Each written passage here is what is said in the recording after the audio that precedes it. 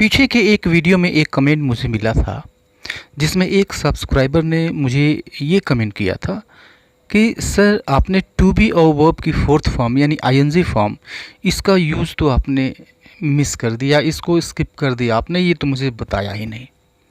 तो चलिए इस वीडियो को हम देख लेते हैं, इसमें इसको हम कवर कर लेते हैं, टू बी और वर्ब की आईएनजी फॉर्म को। अब देखिए ये जो वर्ब फॉर्म है, इस वर्ब फॉर्म को देखिए, इसको हम क्या नाम दें, वर्ब के इस फॉर्म को हम क्या कहते हैं। आप जानते हैं कि वर्ब के बेस फॉर्म से पहले अगर हम टू लगा दें तो इस वर्ब फॉर्म को हम कहते हैं इन्फिनिटिव, कहते हैं ना। तो टू बी को हम इन्फिनिटिव कहेंगे और वर्ब की आईएनजी फॉर्म को हम कंटिन्यूअस फॉर्म भी कहते हैं। तो इसका पूरा नेम क्या हो जाएगा in the language of grammar की लैंग्वेज में, तो इसका पूरा नाम सिंपली हो जाएगा कॉन्टिन्यूअस इन्फिनिटिव। तो इसको हम कहते हैं कॉन्टिन्यूअस इन्फिनिटिव, ठीक है। यह इन्फिनिटिव का एक टाइप है, तो टाइप है, ये वो फॉर्म है, तो इसका यूज़ भी होता होगा। तो चलिए आइए इस वीडियो हम देखते हैं कि इसका क्या यूज़ होता है, इसका क्या अर्थ निकलता है। इस चीज़ को हम अच्छी तरह से समझते हैं। समझने के लिए तो वीडियो के अंत तक तो बने रहना तो पड़ेगा मेरे साथ, तो अंत तक बने रहिए। और वीडियो अगर पसंद आता है तो इसको लाइक कर दीजिए। चैनल सब्सक्राइब नहीं किया है तो इसको सब्सक्राइब करते चलें। तो आइए वीडियो को शुरू करते हैं। तो जैसा कि मैंने पहले बताया कि इसको हम कहते हैं, वर्ब के इस फॉर्म को हम कहते हैं कॉन्टिन्यूअस इन्फिनिटिव, ठीक है।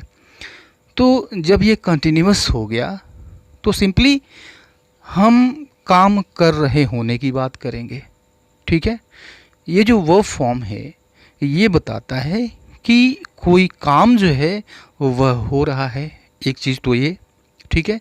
लेकिन ये जो फॉर्म है इसका हर कंडीशन में हम यूज़ नहीं कर सकते हैं। ये कुछ खास वर्ब्स के साथ होता है, कुछ पर्टिकुलर वर्ब्स के साथ इस फॉर्म का प्रयोग किया जाता है। अब ये वर्ब्स हैं अपीयर, हैपन, सीम, प्रीटेंड, होप, थिंक। ये कुछ ऐसे वर्ब्स हैं जिनके साथ इस वर्ब फॉर्म का यूज़ किया जाता है। कैसे किया जाता है आइए हम देखते हैं। अब जैसे सेंटेंस देखिए, ऐसा लगता है कि वह यहीं कहीं रह रहा है, ठीक है। तो इस सेंटेंस में दो पार्ट हैं। एक तो ऐसा लगता है कि एक पार्ट ये है, या फिर कह लीजिए ये क्लास ये है, और दूसरा पार्ट है वह यहीं कहीं रह रहा है। दो पार्ट हो गए। तो अब देखिए इस पार्ट में लगता है आया हुआ है, मीन्स या तो एपियर्स आएगा या फिर सिम्स आएगा, ठीक है। कैसे इसको हम ट्रांसलेट करेंगे या फिर कैसे इसको बोलेंगे, हम कंटिन्यूअस इन्फिनिटिव का यूज़ करेंगे, क्योंकि एपियर्स आ गया, सिम्स का यूज़ होना है। तो इसको हम इंग्लिश में कहेंगे he appears to be living somewhere here. He appears to be living somewhere here, यानी ऐसा लगता है कि वह यहीं कहीं रह रहा है। तो अब वर्ड बाय वर्ड देखिए इसका अर्थ, ही एपियर्स यानी ऐसा लगता है कि वह, to be living somewhere here, कि वह यहीं कहीं रह रहा है, ठीक है। या फिर इसी चीज़ को हम इस तरह से भी कह सकते हैं, जिस तरह हिंदी में आया हुआ है दो क्लासेस में, उस तरह इंग्लिश में भी ये दो क्लासेस में आ सकता है। तो ऐसा लगता है means it appears, simply it appears, ऐसा लगता है कि दैट वह यहीं कहीं रह रहा है, he is living somewhere here, ठीक है।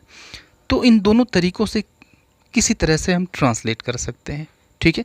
लेकिन हम बात कर रहे थे कि कंटिन्यूअस इन्फिनिटिव का यूज़ कैसे करेंगे। तो यहाँ पर फर्स्ट सेंटेंस में, फर्स्ट जो हमने ट्रांसलेशन देखा, फर्स्ट ट्रांसलेशन में हमने यूज़ किया कंटिन्यूअस इन्फिनिटिव का। तो फर्स्ट सिचुएशन में हम कंटिन्यूअस इन्फिनिटिव का यूज़ कर सकते हैं, he appears to be living somewhere here, ठीक है। कुछ और सेंटेंसेस देखते हैं ताकि हर कंडीशन में इनका यूज़ कैसे होता है यह चीज़ क्लियर हो सके। दूसरा सेंटेंस देखिए, ऐसा लगता है कि वह हमारी तरफ आ रहा है, ठीक है। तो इसमें भी दो पार्ट है, ऐसा लगता है कि, और दूसरा पार्ट वह हमारी तरफ आ रहा है, ठीक है।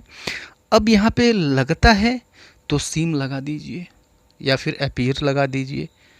दोनों में कुछ भी लगा सकते हैं। तो जब हम सीम लगाएंगे, सिम्स लगाएंगे, तो इसके लिए हमें सब्जेक्ट चाहिए, ठीक है। सब्जेक्ट तो कंटिन्यूअस इन्फिनिटिव का यूज़ करना है, तो सब्जेक्ट जो है दूसरे पार्ट में उस सब्जेक्ट को यहाँ रखिए, यानी वह दूसरे पार्ट में सब्जेक्ट है, वह हमारी तरफ आ रहा है, यानी वह है, तो वह को इसका सब्जेक्ट बनाइए। तो ही सिम्स, ऐसा लगता है कि वह, to be coming towards us, कि हमारी तरफ आ रहा है। He seems to be coming towards us, यानी वह हमारी तरफ आता हुआ लग रहा है, ऐसा लगता है कि वह हमारी तरफ आ रहा है। तो दोनों में किसी तरह से इसको हम कह सकते हैं। हिंदी में भी ऐसा लगता है कि वह हमारी तरफ आ रहा है, ऐसे कह लीजिए, या फिर वह हमारी तरफ आता हुआ प्रतीत होता है, या फिर लग रहा है। दोनों का मतलब एक ही है, ठीक है। या फिर इसको भी हम इस तरह से ट्रांसलेट कर सकते हैं, ऐसा लगता है कि मीन्स इट सिम्स दैट, ऐसा लगता है कि, और दूसरा पार्ट वो हमारी तरफ आ रहा है, ही इज़ कमिंग टूवर्ड्स अस, ठीक है।